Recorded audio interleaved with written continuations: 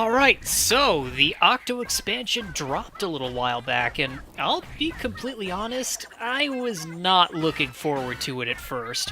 While I'll admit the original trailer drop did get me pretty excited, the premise of getting playable Octolings made me roll my eyes and think, "Oh, Tumblr got their wish, ugh!" But as more information came out, I did get pretty hyped for all the new levels and the hints at some crazy new story content.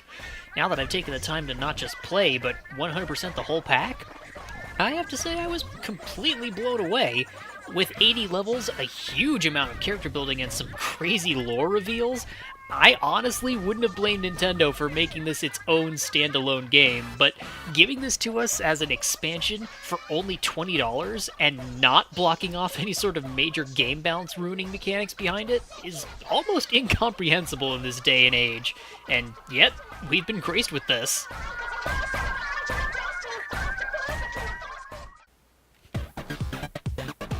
So, let's talk story basics. You play as Agent 8, an Octoling that had gotten into a fight with Agent 3, your player character in Splatoon 1, over in Octo Valley, when something just swooped in and took you into a creepy underground station.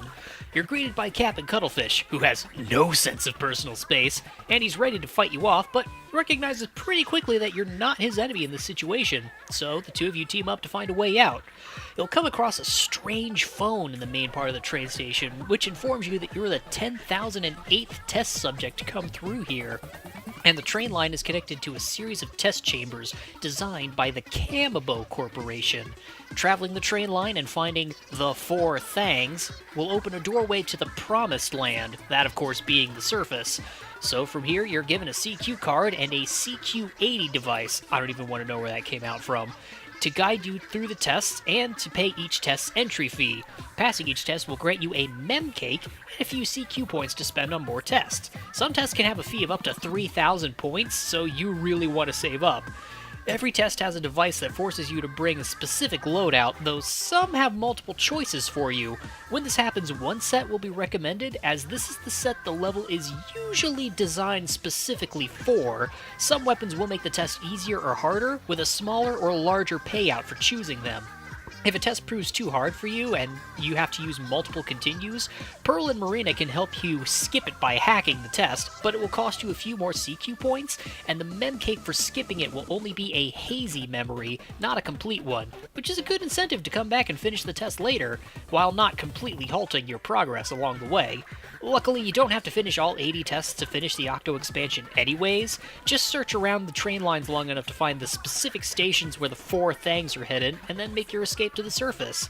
I'd love to go more into the story details, but the last part of the expansion drops so many crazy plot points that I can't bear to spoil it for anyone. But I'll just say that if you think you can predict what the final boss is going to be like, I can guarantee that you're wrong, as the game throws this crazy plot twist that is both completely out of nowhere, but also still makes perfect sense for the world of Splatoon. Oh my goodness, I wish I could explain this, but there's no better way. You just have to see it for yourself.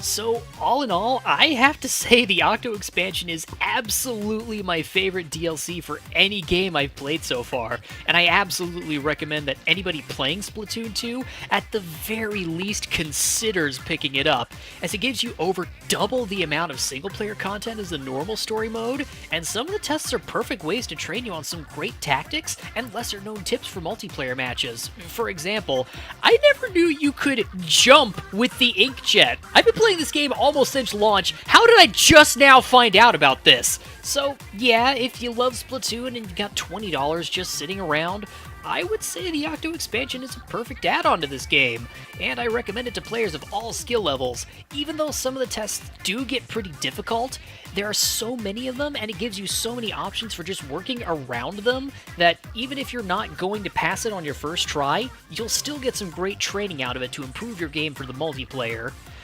Other than that, that's really all I have to say. The Octo Expansion is amazing, and as much as I didn't want to at first, I've really grown to respect my little Octo boy, and I'm probably going to be playing him more than my original Inkling from now on.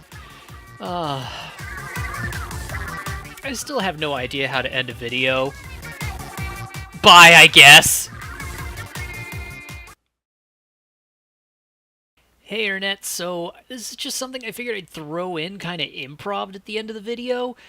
This was my first big scripted video project that I did, and so I'm not really comfortable doing this. I learned very quickly that anything scripted is going to take way more time and effort than I normally have, so tell me what you thought.